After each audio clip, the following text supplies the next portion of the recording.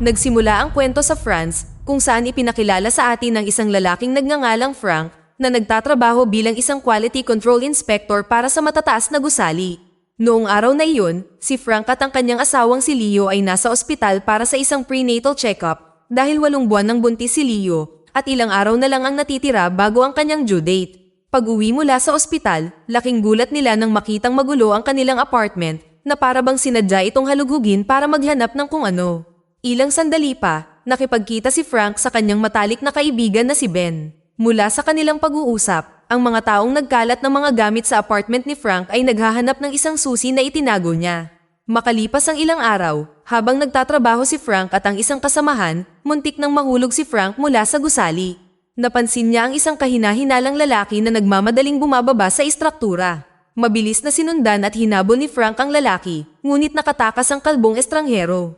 Nag-aalala na wala siyang narinig na balita tungkol kay Leo buong araw, si Frank ay nagmamadaling umuwi. Pagdating, napanatag si Frank na makitang ligtas at maayos si Leo. Samantala, isang lalaking maputi ang buhok ang nakitang sumakay sa naghihintay na sasakyan. Nasa loob ng sasakyan ang parehong kalbong lalaki na nakatakas kay Frank kanina. Ilang sandali pa, walang awang tinapos ng lalaking may puting buhok ang kalbo. Nang gabing iyon, nang makatulog si Leo, tahimik na umakyat si Frank sa rooftop ng kanilang apartment building upang tingnan ang nakatagong susi. Kahit na ang layunin ng susi ay nananatiling hindi malinaw, isang bagay ang tiyak. Napakahalaga nito, at determinado si Frank na ilayo ito sa mga maling kamay. Habang tinatangka ni Frank na itago ang susi sa loob ng sink, biglang lumitaw si Leo at nahuli siya sa akto. Hinarap siya nito, nagtatanong kung bakit hindi siya mapakali nitong mga nakaraang araw at kung bakit siya nagpapalipas ng gabi sa rooftop sa halip na matulog sa tabi niya. Tulad ng hinihiling ni Leo na malaman kung ano ang itinatago ni Frank mula sa kanya, isang biglaang katok sa pinto ang bumulaga sa kanila. Kasabay nito, ang mga nakamaskara na nanghihimasok ay pumasok sa kanilang apartment na pilit na pumasok sa loob. Mula sa paraan ng pakikipaglaban ni na Frank at Leo, naging malinaw na hindi sila ordinaryong mag-asawa. Sa kabila ng kanilang mga pagsisikap na matagumpay na talunin ng ilan sa mga nanghihimasok, sa huli ay nadaig sila ng napakaraming umaatake. Matapos madaig si Frank, isa sa mga lalaking nakamaskara ang nagdiin ng baril sa kanyang kamay upang makuha ang kanyang fingerprint. Pagkatapos ay ipinahayag na ang utak sa likod ng pag-atake na ito ay ang may puting buhok na lalaki mula kanina, ang lalaking pumatay sa isa sa kanyang nabigong subordinate. Ipinahayag ng lalaki ang kanyang sarili bilang si Van Aken, isang walang awa na mersenaryong inupahan upang kunin ang susi mula kay Frank. Dahil tumanggi si Frank na ibigay ang susi, pinahak ni Van Aken ang telepono ni Frank at ibinulsa ito. Bago niya tuluyang pinatulog si Frank, inutusan ni Van Aken ang kanyang mga tauhan na pakalmahin si Leo at ilayo siya.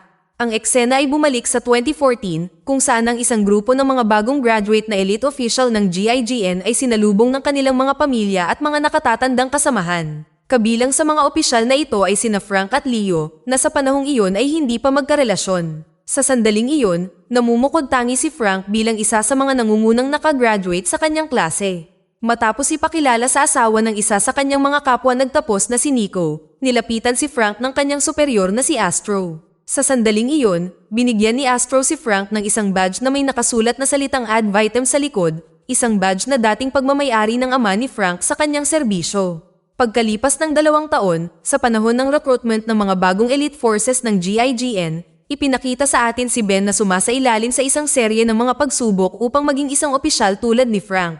Sa huling pagsubok, kinakailangang barilin ni Ben ang isang target na nakalagay sa dibdib ng kanyang senior na si Frank. Sa kabutihang palad, perpektong tinamaan ni Ben ang target na nagbigay sa kanya ng parangal bilang pinakamahusay na nagtapos sa taong iyon. Sa pagdiriwang ng pagtatapos, si Ben, na hindi gaanong malapit sa kanyang mga kasamahan, ay nakikitang kasama ni Leo. Tila naiintindihan ni Leo na ang katayuan ni Ben bilang isang imigrante ay maaaring nagpapahirap para sa kanya na makihalubilo sa iba. Nang makitang nakikihalubilo si Ben sa kanyang mga kasama, sinamantala ni Frank ang pagkakataong lapitan si Leo. Nag-aalala na baka magkaroon siya ng damdamin para kay Ben. Nang walang pag-aaksaya ng oras, ipinagtapat ni Frank na may nararamdaman siya para sa kanya. Sa kanyang kagalakan, ipinahayag ni Leo na gusto rin niya si Frank sa nakalipas na 2 taon at ang kanilang pag-uusap ay nagtatapos sa isang palikuran. Gayunpaman, nang malapit nang maganap ang romantikong sandali, si Ben, na lasing at nasa bingit ng pagsusuka, ay biglang pumasok sa banyo. Kalaunan ng gabing iyon, habang pauwi si Frank kasama si Nico at ang kanyang asawa na si Manon, tinukso ni Nico si Frank na nagtatanong kung sila ni Leo ay magpapalipas ng gabing magkasama. Mula sa araw na iyon, opisyal na sinimulan ni na Frank at Leo ang kanilang relasyon na malugod na tinanggap ni na Ben, Nico, at Manon. Makalipas ang isang linggo, pagkatapos ng sesyon ng pagsasanay, nakatanggap si Frank ng tawag mula kay Eric, isang room attendant sa Trident Hotel. Iniulat ni Eric na nakarinig ng mga putok ng baril na nagmumula sa isa sa mga silid. Batay sa impormasyong ito, si Frank ay nagmamadaling pumunta sa hotel kasama sina Nico at Ben. Habang nangangalap ng mga detalye mula sa manager ng hotel, bigla silang tinambangan ng dalawang sospek na nagawang barilin sina Ben at Nico. Matapos mapasuko ang mga umaatake, agad na inasikaso ni Frank ang malubhang nasugatan na si Nico. Nakalulungkot, si Nico ay sumuko sa kanyang pinsala at pumanaw.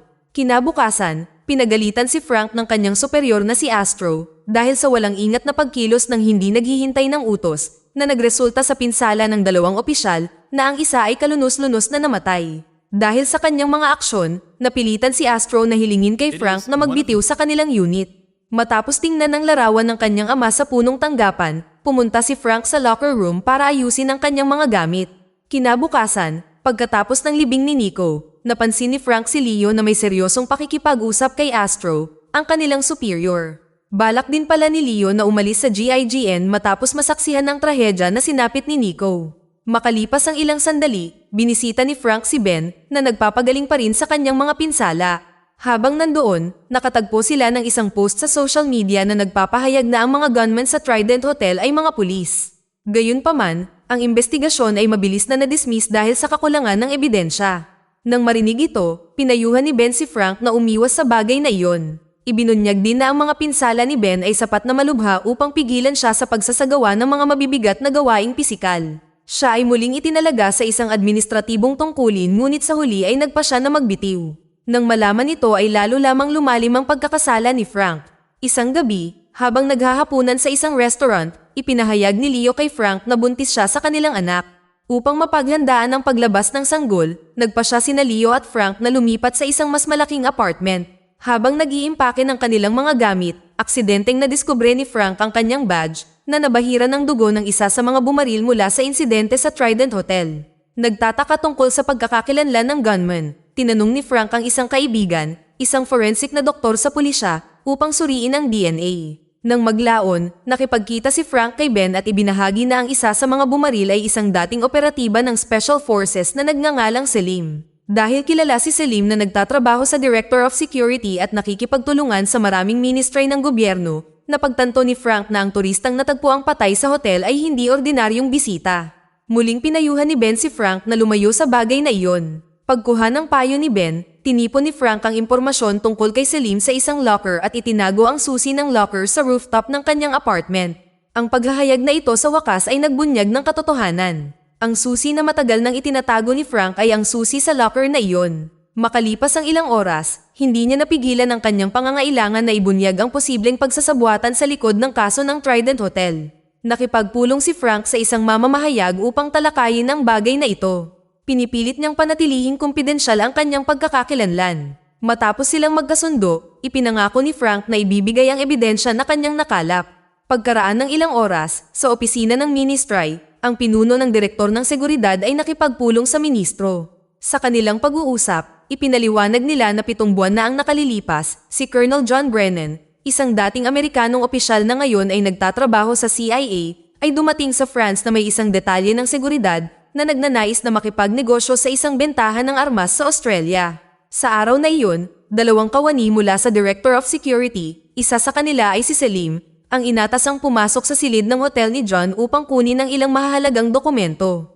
Gayunpaman, ang mga bagay ay hindi natuloy ayon sa plano ng si John at ang kanyang gwardya ay hindi inaasahang bumalik sa silid, kaya napilitan si Selim at ang kanyang kasabwat ay barilin sila. Hindi lang iyon, ngunit ibinunyag din nila na ang isang dating operatiba ng GIGN na nagngangalang Frank ay nagtataglay ng ebidensya na nagsasangkot sa direktor ng seguridad pagkatapos suriin ang dugong iniwan ni Selim sa badge ni Frank. Ang impormasyong ito ay nakuha mula sa isang impormante na nagtatrabaho bilang isang mamamahayag sa parehong media outlet kung saan nakipag-ugnayan ang reporter na si Frank. Napagtanto ng ministro na kapag ang impormasyong ito ay nakarating sa CIA, maaari itong makapinsala ng malubha sa diplomatikong relasyon sa pagitan ng France at ng Estados Unidos. Bilang resulta, inutusan niya ang dalawang lalaking nasa harap niya na kunin ang ebidensya na hawak ni Frank at pagkatapos ay alisin siya upang patahimikin ang sinumang saksi. Sa kasalukuyan, matapos matagumpay na makidnap ni Van Aken si Leo, si Frank, na ngayon palang nagkaroon ng malay, ay nakatanggap ng tawag mula kay Van Aken na ipinakita sa kanya ang kalagayan ng kanyang asawa. Sa panahon ng tawag, pinagbantaan ni Van Aken si Frank na hinihiling na ibigay niya ang nakatagong ebidensya sa loob ng 4 na oras kundi ay papatayin niya si Leo. Bago tapusin ang tawag, binalaan ni Van Aken si Frank na huwag lumapit sa pulisya dahil magiging wala itong saysay. Lumalabas na si Frank ay na-frame bilang isang takas matapos gamitin ni Van Aken ang kanyang fingerprint na nakuha mula sa isang armas upang ibunto ng pagpatay sa mga tauhan ni Van Aken sa kanya. Dahil ayaw mag-aksaya ng oras, naglinis si Frank at dumiretso sa kanyang apartment para kunin ang susi na itinago niya sa sink ng banyo. Gayunpaman, habang papalapit siya sa apartment, laking gulat niya nang makita ang ilang pulis na nakatalaga doon. Nang pumunta si Frank upang kunin ang susi, nagulat siya nang matuklasan niyang wala na ito roon. Makalipas ang ilang sandali, nakita siya ng isang opisyal, kaya napilitan si Frank na lumaban at tumakas. Matapos ang matagumpay na pag-iwas sa pulisya, si Frank ay nagmamadali sa lugar ng trabaho ni Ben at ipinaliwanag ang lahat ng nangyari. Napagtanto na nawawala ang susi ng locker at kailangan ni Frank ang badge ng GIGN na may dugo, dinala ni Ben si Frank sa kanyang tahanan at ibinigay sa kanya ang sarili niyang GIGN badge. Ipinahid ni Frank ang sarili niyang dugo sa badge, na nagbabalak na linlangin ang grupo ni Van Aken at gamitin ito bilang leverage para iligtas si Leo. Hindi nagtagal, sina Frank at Ben ay pumunta sa isang tagpuan sa loob ng kagubatan. Upang matiyak na ang kanilang presensya ay nananatiling hindi napapansin, sinadya ni Ben na lumabas ng sasakyan bago makarating sa lokasyon at maingat na nagtanim ng isang tracking device o GPS kay Frank. Pagdating sa hideout ni Van Aken, agad nilang pinigilan si Frank, iginapos ang kanyang braso ng mga alapores ni Van Aken. Nang sa wakas ay nakaharap ni Frank si Van Aken, kinumpiskan niya ang telepono ni Frank at dinala siya kay Leo na bihag sa gitna ng kagubatan. Matapos makuha ang badge na may bahid ng dugo na hinahanap niya, inutusan ni Van Aken ang kanyang mga tauhan na gamitin ang telepono ni Frank.